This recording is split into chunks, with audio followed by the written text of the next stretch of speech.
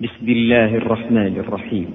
إذاعة طريق الإسلام على شبكة الإنترنت تقدم لكم إن الحمد لله تعالى نحمده ونستعين به ونستغفره ونعوذ بالله تعالى من شرور أنفسنا وسيئات أعمالنا. من يهد الله تعالى فلا مضل له ومن يضلل فلا هادي له. أشهد أن لا إله إلا الله وحده لا شريك له وأشهد أن محمدا عبده ورسوله. أما بعد، إن أصدق الحديث كتاب الله تعالى وأحسن الهدي هدي محمد صلى الله عليه وآله وسلم، وشر الأمور محدثاتها وكل محدثة بدعة وكل بدعة ضلالة وكل ضلالة في النار. اللهم صل على محمد وعلى آل محمد كما صليت على إبراهيم وعلى آل إبراهيم في العالمين إنك حميد مجيد، وبارك على محمد وعلى آل محمد كما باركت على إبراهيم وعلى آل إبراهيم في العالمين إنك حميد مجيد. قد ذكرنا أن علاجنا للخروج من هذه الوهدة وهذه الحفرة السحيقة يتمثل في شقين. الشق الأول وهو الصبر، والصبر هو احتمال النفس الكد، والصبر أيضا هو ثبات باعث الدين إذا اعتراك باعث الشهوات. والصبر مأخوذ من اسمه مر، ومن لم يصبر على حز الغلاصم ومتون الصوارم لا يمكن له على الأرض. ولا شك أن مجالدة العدو تحتاج إلى صبر، فقد تحتاج هذه المجالدة إلى أن تفارق مألوف عاداتك. فقد خرج الصحابة من ديارهم وأموالهم وتركوا ملاعب صباهم لما أمروا بالخروج، لكنهم خرجوا خروج محبين. وهذا هو الفرق الشاسع بين هذا الجيل الفريد وبين كل الأجيال التي جاءت بعد ذلك، كجيلنا والجيل الذي سبقنا والأجيال التي تأتي من بعدنا. كان باعثهم الحب، ولذلك أفلح واحد منهم أن يهيئ المناخ للنبي صلى الله عليه وسلم قبل أن يجيء إلى المدينة. ذاكم هو مصعب بن عمير رضي الله عنه. أي رجل كان مصعب؟ لما دخل النبي صلى الله عليه وسلم وجد سادة المدينة قد أسلموا، وهو شاب لم يتجاوز 30 عاما، وكان ينتقل من دار إلى دار. قال لي محدثي منذ بضعة أيام وهو يتكلم عن الشتات الموجود في ديار المسلمين وكثرة الجماعات التي ترفع لواءات متعددة. قال نريد أن نكون شيئا واحدا لنواجه عدونا. فقلت له حتى نكون شيئا واحدا لا بد من شيء ضروري وهام، إذا لم نتفق عليه فلن نتفق على شيء. قال ما هو؟ قلت توحيد مصدر التلقي. ما هو مصدر التلقي بالنسبة لكل الجماعات الموجودة على الساحة؟ يتفقون في 2 ويختلفون في 1، وهذا الواحد إنما بقاء 2 به. فالكل يقول الكتاب والسنة، ولكن بمفهوم من؟ كل جماعة لها مفهوم، إذن لن نلتقي حتى يكون المفهوم على ما كان عليه السلف الصالح. والسلف الصالح كلمة يتوجع منها بعض الناس. ليه؟ لأن لما بنقول السلف الصالح بيتصور أن السلفيين، أو أننا ندعوه إلى جماعتنا، ولسنا جماعة بطبيعة الحال، إنما نحن منهج، لسنا جماعة. ولذلك لا ترى عندهم من العصبية ما عند أرباب الجماعات الأخرى. النهارده لما يأتي فيضع لك قانون ويصوت عليه ويحطه في الدستور، يقول لك اللي يربي دقنه دي جريمة قدامها سجن 4 سنوات مثلا يعني. فيلاقيك ملتحي ياخدك يحطك في السجن. ليه حطيتني في سجن ولو ما ظلمتكش؟ سيادة القانون. إنما أنت دخلت بسيادة القانون. لا، سيبنا من دي. أنا عايز أعرف من الذي وضع القانون. أنا بناقش أصل القانون، لا أناقش التطبيق اللي انت نطبقه عليا. لا، أنا عايز أعرف من الذي وضع هذا القانون. هو ده بقى الكلام. النهارده رجل بينسب للشرع أي مسألة من المسائل. جبتها منين؟ من الذي أباح لك هذا في الأصل؟ المبتدعة لما وجدوا أن السنة معانيها محكمة لأنها مبينة لكتاب الله عز وجل، وكتاب الله عز وجل له معاني. كلمة الواحدة ممكن يكون لها معنى واثنين وثلاثة، ثم تدخل السنة عشان تفصل في المعاني دي. يقول لك إذا كان الكلمة لها 3 معاني فالسنة عينت معنى من المعنيين. خلاص، يبقى السنة صارت قاضيا بيننا، زي ما يكون في قاضي بين الخصوم. فقضاء القاضي يرفع الخصومة. قضاء القاضي يرفع الخصومة بخلاف فتوى المفتي لا ترفع الخصومة. ولذلك هناك فرق بين القاضي والمفتي. القاضي كلامه ملزم، لذلك لا يجوز أن يقضي إلا إذا جيء بالطرف الآخر من الخصوم. لازم الاثنين يكونوا قبل بعض. ليه؟ لأنه لما يقول فلان بيدعي إنه له عندك فلوس، طيب لو ترك الناس ودعواهم لادعى أناس دماء رجال وأموالهم، كما قال النبي صلى الله عليه وسلم في حديث ابن عباس.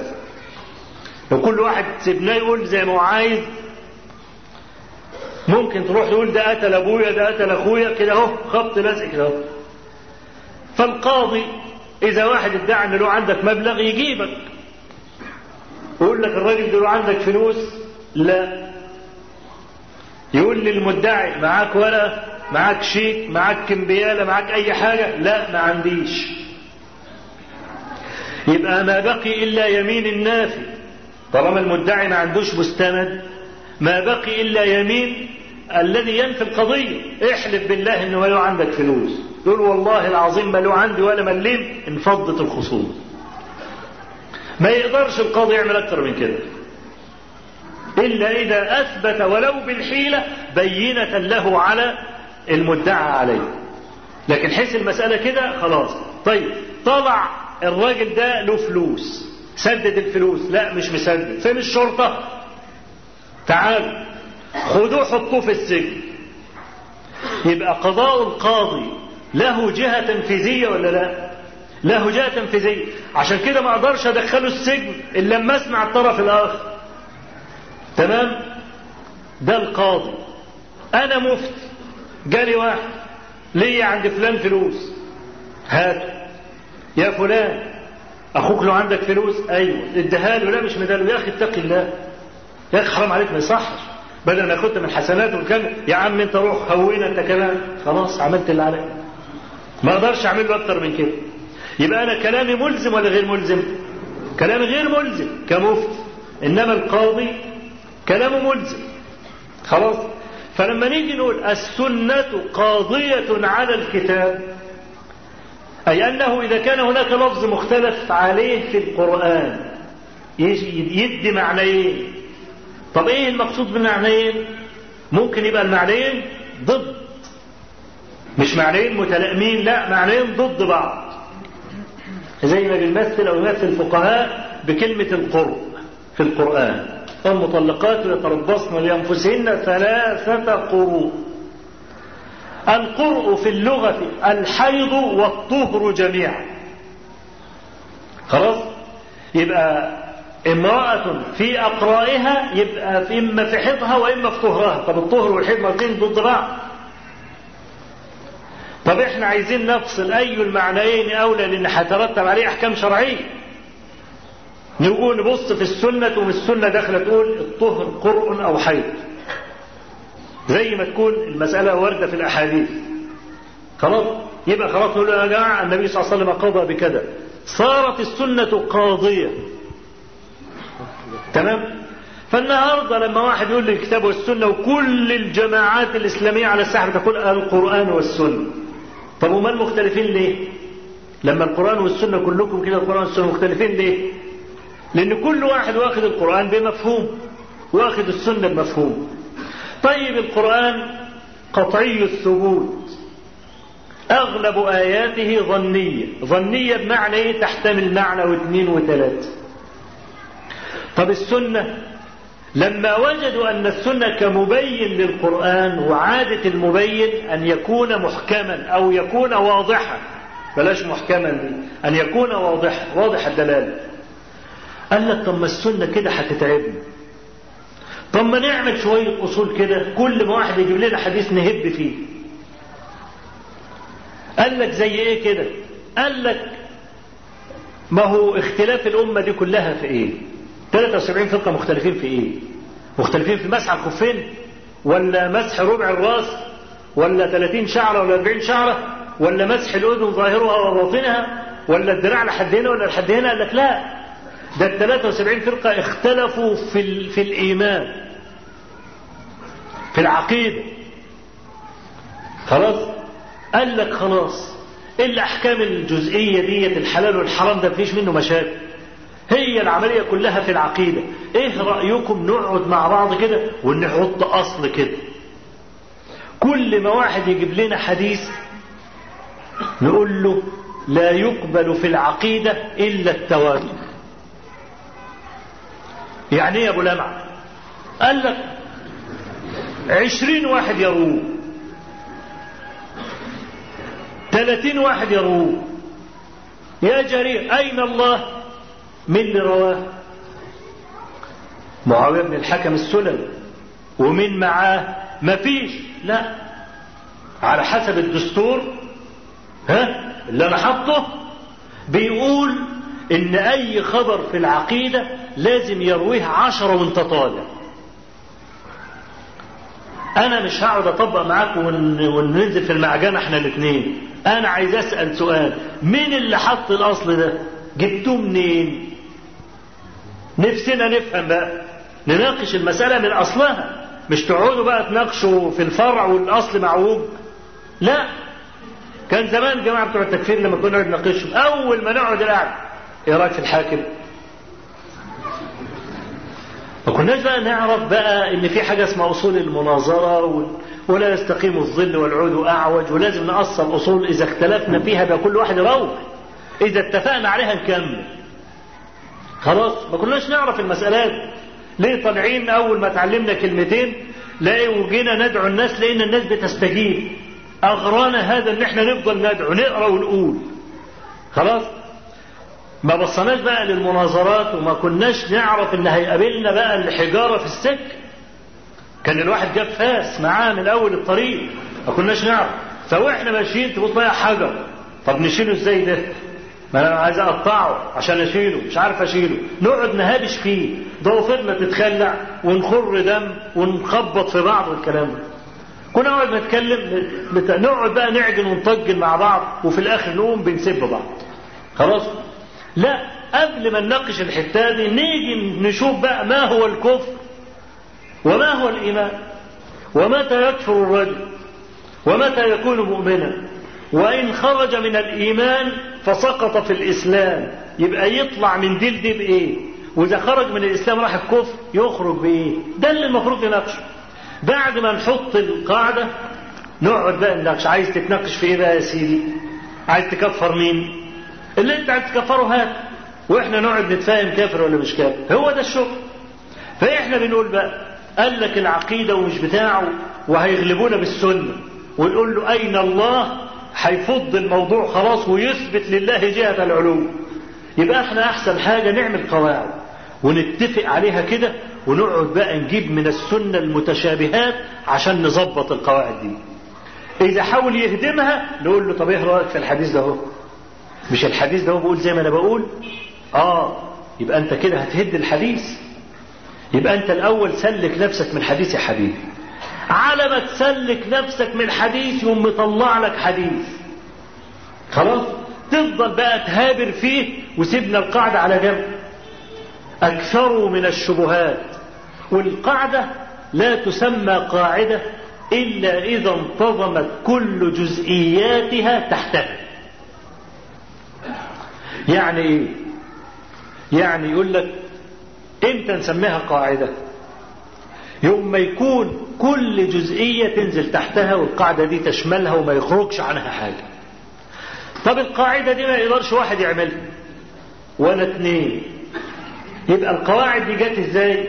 قال لك واحد ابتدأها بكلام مجمل، جاء واحد بعديه فصله نص تفصيل، جاء واحد بعديه لقى المعترضين اعترضوا على حاجات قام أجاب عن الاعتراضات، فقعد يدافع عن صاحبه ويرد على المعترض. جاء اللي بعديه لقى ان رد الاولاني على المعترض مش قوي قوي، فحاول يجيب اجوبه اخرى على المعترضين تسكتهم. اذا عالم ورا عالم ورا عالم ورا عالم، فضل كل واحد يحط طوبه في البناء ده لحد ما بقى هذا البناء الكبير. اذا القواعد دي مش صنع واحد، كل واحد ده على حسب ما يفتح عليه يجيب بقى دليل، يجيب دليلين، يجيب قاعدة، يحط بتاع الكلام ده. المهم تواصل مبتدعة أن يردوا على أهل السنة بالقاعدة دي. قاعدة إيه؟ لا يؤخذ في العقيدة إلا بالحديث المتواتر. طب أنت إيه رأيك إن السنة فيما أرى الأحاديث الصحيحة لا تخرج عن 20,000 حديث، خلاص لا تزيد عن 20,000 حديث. 20,000 دول منهم 10 20 30 حديث فقط هو المتواتر الذي يشمله تعريف المتواتر. والعلماء اللي زي السيوطي والجماعة دول اللي صنفوا في الأحاديث المتواترة وجابوا أحاديث ضعيفة جدا جدا وقالوا متواترة على أساس إن لها طرق 40 طريق و50 طريق والكلام ده، لو إحنا يعني هنمشي معاهم وهنسلم لهم بما يقولون فالمتواتر ما يوصلش 200 حديث. لو أنا هقبلها كده منهم كده مش هناقشها. المتواتر 200 حديث من 20,000، مسافة كبيرة ولا لا؟ مسافة كبيرة. أحاديث الاعتقاد 99,999 من 1000 ليست متواترة. يبقى كده ضيعوا الاعتقاد ولا لا؟ ضيعوا الاعتقاد. علماء السنة بقى لهم الحجة البالغة، يردوا عليهم رد مفحم. يعني ابن القيم رحمه الله له كتاب ممتع، وأنا أوصي الحال الإخوة أنهم يجيبوا الكتاب ده ويقرأوه. اسمه الصواعق المرسلة على الجهمية والمعطلة. رد على هؤلاء من 50 وجه، و50 وجه لأنه كان مستعجل. خلاص يعني لما تقعد تجيب، لما تقعد كمان تجيب، بس 50 وجه ما يتردوش. من ضمن 50 وجه دول الحديث الشهير أن النبي صلى الله عليه وسلم أرسل معاذ بن جبل إلى اليمن، قال إنك تأتي قوما أهل كتاب فليكن أول ما تدعوهم إليه شهادة أن لا إله إلا الله وأني رسول الله، فإنهم أجابوك لذلك فأخبرهم أن الله افترض عليهم 5 صلوات. الحديث. يبقى بدأ معهم بالعقيدة ولا لا؟ بدأ معهم بالعقيدة، شهادة أن لا إله إلا الله وأن محمد رسول الله. الحديث ده كافي إن هو يأتي على بنيان هذه القاعدة من القواعد. ليه؟ لأن معاذ بن جبل فرد واحد صحيح، النبي صلى الله عليه وسلم أرسل خلفه أبا موسى الأشعري، يبقوا 2، والحديث الآحاد 2. عند كل المعرفين لحديث الآحاد يقول لك ايه؟ ما رواه عدد دون التواتر. التواتر ده كام؟ مفيش حاجة اسمها كام في التواتر، إنما عدد تحيل العادة تواطؤهم على الكذب لاختلاف بلدانهم وأغراضهم ودواعيهم. ازاي يعني؟ قال لك حديث يكون مثلا رواه واحد مصري، واحد حجازي، واحد كوفي، واحد خراساني، واحد من الري. دول بلدان متفرقات ولا لا؟ بلدان متفرقات ما يعرفوش بعض، علشان يقعدوا كده يتفقوا يقول لك ايه رايك نكذب كذبه كده وننشرها مع بعض. مثلا اختلاف البلدان حاصل، اختلاف الاغراض، والله اذا كان واحد عايز يكذب الثاني يقول له لا انا هكذب ليه؟ وانا ايه مصلحتي ان انا اكذب؟ طب ده لو حديث جاب لي مصلحه ولا حاجه ولا جاب لي قرشين كان ممكن، لكن حديث في الاعتقاد انا هكذب ليه؟ فيقوم يقول لي اذا كان واحد عايز يكذب الثاني مش هيكذب. يبقى اختلاف اغراضهم ودواعيهم وهممهم. قال لك اذا حديث اتروى بالنظام ده يبقى قطعا قاله النبي صلى الله عليه وسلم. خلاص كده؟ ده ملوش عدد بقى، ممكن يكون العدد 4، ممكن يكون 5، ممكن يكون 6، ممكن يكون 20، ممكن يكون 30، على حسب ما يقع في روعه صدق هؤلاء المخبرين. تمام؟ لكن عندهم كلهم 2 يعتبر من اخبار الآحاد. طيب هل قامت الحجة على أهل اليمن ببعثة معاذ ولا لم تقم؟ إن قلت لم تقم يبقى نسبت إلى النبي صلى الله عليه وسلم ما يتنزه عنه، أنه أرسل إلى أهل بلد ما لا تقوم الحجة به. هذا عبث يتنزه عنه من هو أدنى من النبي صلى الله عليه وسلم ب1000 درجة. يبقى كأنه لما بعث معاذ اليمن ده كان لعبة في لعبة بقى ولا إيه؟ لم تقم الحجة؟ لا قائل بهذا مطلقا، فما بقي إلا أن تقوم الحجة بكلام معاذ، ومعاذ فرد واحد، وأبو موسى الأشعري كمان فرد بقى 2، يبقى قامت الحجة ولا لا؟ يبقى الأصل اللي انتوا جبتوه منين؟ ما هو عايز يرد السنة ما يعرفش يردها خبط لزق كده، لازم يبقى راجل علمي راجل منظم ويتكلم برضه كلام العقل يقبله. فلذلك انطلى منهج المعتزلة والأشاعرة على كثير جدا من الأمة حتى من علمائهم كمان. يقول لك لا يؤخذ بخبر الواحد في العقيدة. الشافعي رضي الله عنه رد على الكلام ده في كتاب الرسالة، والعلماء كلهم ردوا عليه. القصد ان ايه؟ ان هؤلاء لما بيضعوا الأصول دي يبقى مصدر التلقي بيننا وبينهم واحد ولا اختلف؟ اختلف. يبقى انا بقول لأي ناس عايزين يقعدوا يتجمعوا لابد من اتحاد مصدر التلقي. مثلا لما بيضرب المثل بدار الأرقم ابن الأرقم، النبي صلى الله عليه وسلم كان موجود والصحابة كلهم اتفقوا لأن كان مصدر التلقي ورسول الله صلى الله عليه وسلم مصدر التلقي واحد. احنا عايزين نخلي مصدر التلقي واحد. إذا اتفقنا على مصدر التلقي انتهت مشكلتنا كلنا. لكن النهارده الطعن على السنة قائم على قدم وساق. أحاديث كل يوم لما بقى طالع جرائد المجلات بستغرب كيف يتكلم هؤلاء الجهل. لم يطالعوا كتابا واحدا لأهل العلم، لو طالعوا كتابا واحدا لانجلت الشبهة، لكن هم انطلقوا بسبب هوان الدين وهوان رجال الدين والكلام ده والعلماء وسايبين العالم يعملوا في الدين اللي هم عايزينه. انطلع على هؤلاء الجهل هذا الكلام، وإلا لو واحد منهم طالع كتابا من كتب العلماء لانفض الإشكال عندهم، لكن لا يقرؤون. ليه؟ قال لك نحن رجال وهم رجال. هو أنا عايز أفهم البخاري ده بيفهم إيه أكتر مني؟ ده كلام مصطفى محمود، بل مصطفى محمود قال البخاري ده سيحاسب الله حسابا عسير، هيدخل جهنم وبئس المصير. ليه يدخل البخاري جهنم وبئس المصير؟ علشان أفشى عقيدة التواكل في الأمة. إيه عقيدة التواكل؟ الإيمان بالقضاء والقدر. الإيمان بالقضاء والقدر. دي عقيدة التوكل.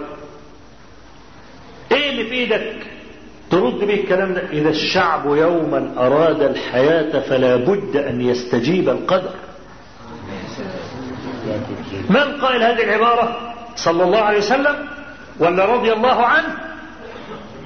راجل شاعر، شعره مليان بلاغ. إذا الشعب يوما أراد الحياة فلا بد أن يستجيب القدر. من اللي خلاها لابد أن يستجيب القدر؟ فيترد الكلام ده بمثل هذا الكلام. هو ما قالش هذا الكلام لكن يقول زي يقول مثله، لأن هذه الأحاديث في القضاء والقدر لا ترد إلا بمثل هذا. طالما أنك أنت عايز هتعمل. لا، المسألة فيها تفصيل، مسألة فيها تفصيل. احنا اتكلمنا برضو بكلام مجمل قبل ذلك عن هذه المسألة. خلاص. قلت لمحدثي فلا ينبغي، أرجو أنكم تركزوا في الجملة الجاية دي، فلا ينبغي أن نجعل ما جعله الله قدرا تكئة في تضييع الأمر والنهي. إزاي؟ قدر الله عز وجل أن تفترق هذه الأمة على 73 فرق ولا ما قدرش؟ قدر. وفي نفس الوقت نهاك عن الاختلاف. تيجي ازاي؟ قدر ان انا اكون من اهل السنة والجماعة وواحد تاني يكون جبري قدري معتزلي اي حاجة. قال لك ربنا قدر عليا ان اختلف معاك. خلاص. في نفس الوقت قال لك ما تختلفش. خلاص. طب ازاي تتفسر ديت؟ قال لك اياك ان تجعل ما جعله الله قدرا سببا عندك في تضييع الامر والنهي. ربنا سبحانه وتعالى قدر على واحد ان يكون عقيما. خلاص. هو ما يعرفش. تزوج. ده سبب قال لك تزوج لتنجب ولدا. بلاش عقيم دي شرك. قال لك تزوج لتنجب ولدا. خلاص. يبقى ده امر ونهي ولا لا؟ ده داخل في الامر والنهي، يعني في الاحكام، يعني في داخل في الامر، امر ايجاب او امر استحباب او امر اباحه. تمام. لو قال قائل لو كتب الله لي أن أنجب ولدا بلا زواج لاتهموه بالجنون. هنا بقى لما يقول لك لا تختلف ما تقولوش ازاي ما اختلفش وانت قدرت علي الاختلاف، فتقوم تجعل ما جعله قدرا سببا في تضييع ما نهاك عنه. بل يجب عليك أن تجد في إزالة أسباب الاختلاف. هنا بقى لما يقول لك لا تختلف ما تقولوش ازاي ما اختلفش وانت قدرت علي الاختلاف، فتقوم تجعل ما جعله قدرا سببا في تضييع ما نهاك عنه. بل يجب عليك أن تجد في إزالة أسباب الاختلاف، وده واجب شرعي. لا يجوز لك أن تختلف. احنا اختلفنا بيننا حكم فردوه إلى الله والرسول. خلاص. مين الممثل للنبي صلى الله عليه وسلم في الأمة بعد وفاته؟ العلماء. واحد بعت لي أورمان من يومين، الممثل بتاع مسلسل عمرو بن العاص برد عليا وبرد على الشيخ محمد حسان. الصحفي يقول له الشيخ ابو اسحاق الحريري والشيخ محمد حسان اتهموه ان انت عملت كذا وكذا وكذا واتهمته وخليته اسوي. في الواقع انا ما رددت على المسلسل لاني ما رايته، انما انا رددت على الكاتب الحقير الذي وصف الصحابه بكلب وحمار. خلاص. كما لعلكم تذكرون على هذا الدرس اللي اتكلمت فيه. فيكون الرد بتاعه ايه؟ يقول والله انا لما حبيت امثل الدور ده هو جبت الكتب وقعدت اقرا، لقيت ان الكلام المنسوب لعمرو بن العاص صحيح. وانت اللي نايم في احضان النساء بقالك 40 سنة تتمرغ دون جوان، ايش فهمك في الكتب تدخل فيها ليه؟ ده الشغل. قال لك ما هو اصل المسلسل مر على لجنة من العلماء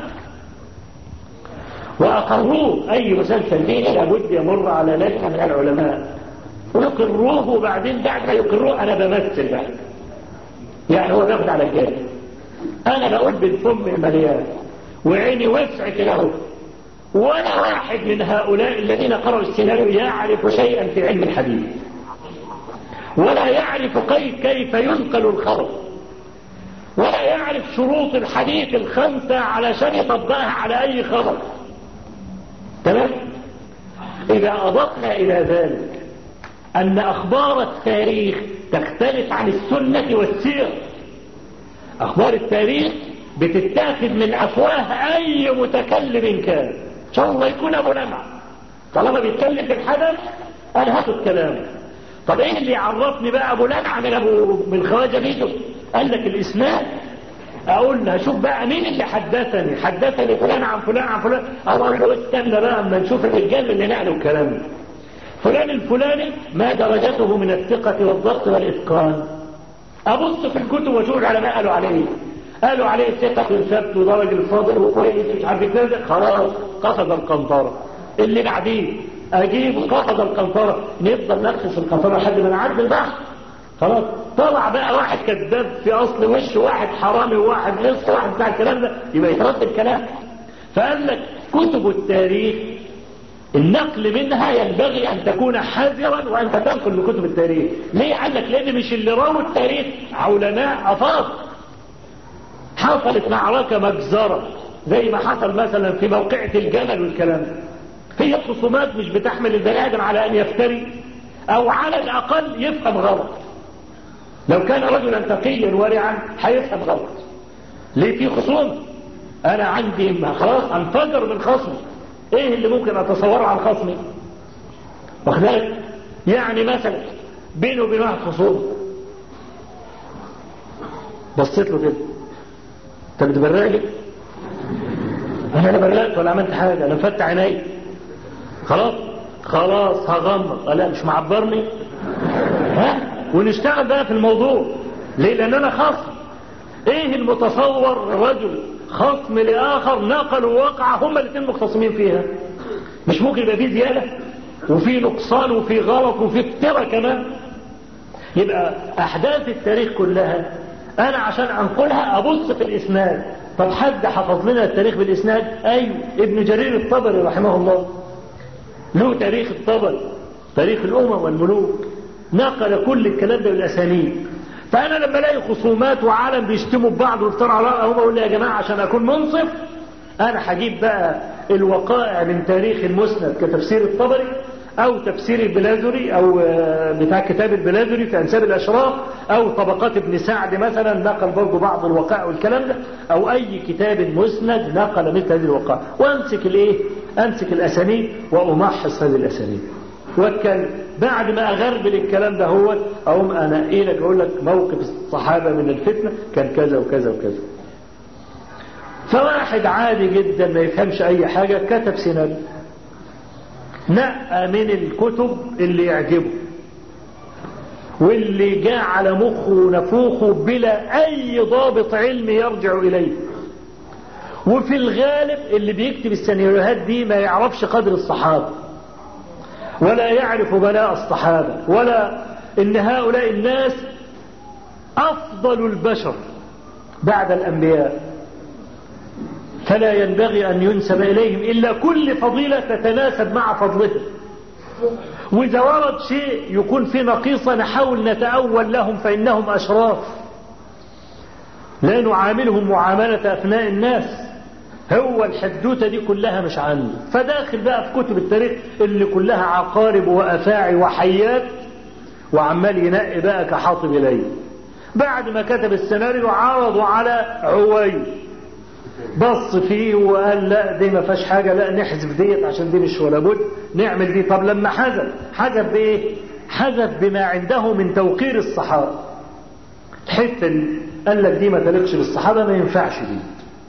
خلاص، يبقى اللي نظر وجهة نظر شرعية في النص أزال كل ما يتصور أنه يمس جيل الصحابة بأذى، ولكن بقي هناك أشياء هو عايز يراجع السيناريو، يقوم يروح لتاريخ الطبري، يقول لك الطبري ده عالم جليل، والطبري لو لقى ان فيه غلطة في الكلام ده مش ممكن يكتبها، فأكيد الطبري لما أثبت الكلام ده كان يرى صحته، ولا يعرف ان الطبري لم يشترط الصحة أصلا في التاريخ، ولا يعرف ان تلت التاريخ على الأقل رواه الطبري عن شيخه محمد بن حميد الرازي، بل يمكن تلت التفسير بتاع الطبري مروي عن محمد بن حميد الرازي. ومحمد بن حميد الرازي هذا أجمع علماء الري أهل بلده على أنه كان يكذب. أحمد بن حنبل ويحيى بن معين وثقوه، لما جاء من الري نزل بغداد فبكر إليه وسمع منه. طبعا مش كل أحاديث محمد بن حميد ضيعة، في أحاديث كويسة، فمحمد بن حميد نقى الأحاديث الجميلة الحلوة، وأحمد بن حنبل ويحيى بن معين قاعدين، فقام قايل شوية كده حلوين. فلما خلصوا بقى المجلس، فطبعا العادة ان اي زائر جديد جاي من بلاد بره، جاي عاصمة الخلافة في بغداد، طبيعي يسألوا احمد بن حنبل واحد معين اذا كانوا قاعدين ايه رأيك في ده، علشان يكتبوا رأي الامام. خلاص، فالامام احمد قال ثقة، احاديثه مستقيم. وانت ابا زكريا ايه رأيك في الراجل ده؟ جيد، ثقة. خلاص، ليس بعد أحمد وابن معين للمرء مذهب، الاثنين اتفقوا على توثيق محمد بن حميد الرازي. طب درجة ده ضيف وجاي من بلاد بره، وجاي يا دوبك عمل مجلس مجلسين ثلاثة وانتوا حكمتوا عليه بالثقة، طب اما نخطف رجلنا كده ونسأل أهل بلد، فبلدي الرجل أعلم به. فقاموا رايحين لمين؟ لأبي زرعة الرازي، وهو اسمه محمد بن حميد ايه؟ الرازي. خلاص، يبقى هما الاثنين من الري وقاعدين مع بعض لازقين لبعض، واذا جاز ان يتجمل لابن معين مش هيعرف يتجمل لابن ابي زرعه، لان احنا قاعدين مع بعض على طول، زي الراجل والست في الخطوبه والبتاع ده، راجل اخر حلاوه وشيك وجميل ومش عارف ايه والكلام ده، ومثل دور بقى الولد بعد ما اتجوزه هيمثل ايه بقى ده؟ ما يعرفش يمثل، هيمثل اول شهر عشان هو شهر العسل هيمثله، طب تاني شهر وثالث شهر وثالث سنة و10 سنة، تشوف بقى الاخلاق الذميمة بتاعته. اذا بهذا الوديع اللي مش عارف يتحول الى وحش كاسر، بعد ما كان عمال يغزلها وفي فترة الخطوبة وفي فترة كتب الكتاب اصابه الخرس الزوجي، ما عادش لا بيتكلم ولا بتاع ولا بيسمعها كلمتين ولا الحدوته دي. مين اللي كشفه؟ طول المقام، طول المقام، هذه مرات على طول، فمش مش هيتجملوا لبعض. فمحمد بن حميد الرازي راجل قاعد في الري، وابو زرعه قاعد في الري، يتجمل لابن معين، ده انا قاعد اسبوع وماشي، لكن في الري ما يعرفش يتجمل. سئل ابو زرعه الرازي، وابو زرعه الرازي عبيد الله بن عبد الكريم ده كان ورعا في كلامه على الرجال. الذهبي يقول يعجبني كلام ابي زرعه في الرجال يبين عليه الورع والمخبرة، اتكلمش اللي إذا كان يعني عارفه 100. قيل لأبي زرعة محمد بن حميد الرازي ما تقول فيه؟ تعرف عمل ايه؟ عمل كده. طب دي معناها ايه؟ يكذب. هذه إشارة بقى ما يعرفش الناس المشتغلين بالحديث. لما سألوه ما تقول فيه قال فأشار إلى لسانه. خلاص، في حاجات كده ما يعرفهاش إلا أهلها. يعني الإمام أحمد بن حنبل ابن عبد الله سأله عن الراوي قال له ما تقول فيه؟ بس قال سألت أبي عن فلان فقلب كفيه. خلاص، وقعته مش زي بعضها كده.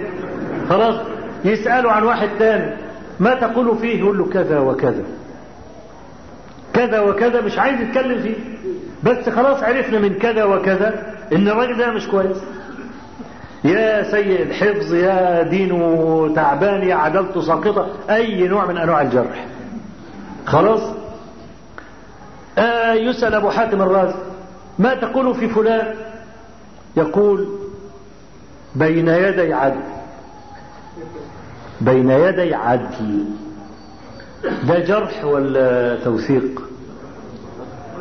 ما يعرفش اللي برضه علماء الحديث، ما هو كل علم له أهل. خلاص.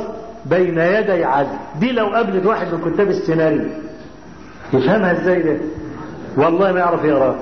ها زي الواد بتاع التكفير اللي عمال يقرأ. يا ابني انت هتقرا الكراسة كلها؟ هو انا مخي دفتر؟ اقرأ حاجة لما اوقفك نتناقش فيها. يقول لي لا ما تقطعش حبل افكار، لازم اقرأ الكراسة كلها. يا ابني كشكول 100 ورق، على ما توصل للصفحة 100 هكون نسيت، هناقشك في ايه؟ يقول لا خلاص تسيبه شوية، ما احنا بننحف بعض. يقوم يقرأ يجيب شوية امثلة، يقول وعلى هذا فقس. فقس ايه يا ابني؟ احنا في عشرة كلام. ها هي اتريها وعلى هذا فقس، يعني ايه؟ قس على الامثلة دي. لسه الشهر الماضي واحد بيناقش واحد، فبيقول له ده الشيخ ابو اسحاق بيقول كذا، اللي هو متبني وجهة نظر يعني. بيقول الشيخ ابو اسحاق بيقول كذا. قال له الشيخ ابو اسحاق انا قريت له كتب. قال له طب قريت له ايه؟ قال له قريت له كتاب اسمه الجزءفية. قال له ايه الجزءفية دي؟ قال له هو كتاب مكتوب كده الجزءفية. فقال له والله يا اخي كتب الشيخ كلها عندي وانا ما اعرفش اي حاجة في المسألة دي، هل ممكن تجيب لي كتاب؟ قام جابه. اتاني كتاب عنوانه كالآتي: الجزء فيه من امال ابي عمرو السمرقندي. يعني جزء حديثي. العلماء لما كانوا يصنفوا مثلا 100 حديث 200 حديث كانوا يسموه جزء، يسمونه جزءا حديثيا. خلاص. فالكتاب عنوانه هذا الجزء فيه احاديث ابي عمرو السمرقندي. فالخطاط قام كاتب الجزء فيه في سطر، ومن امال ابي عمرو السمرقندي في السطر اللي تحتيه. فصاحبنا قرا ايه؟ الجزء فيه. والله فيك القطط الفاطسه كمان، مش الجزء الواحد.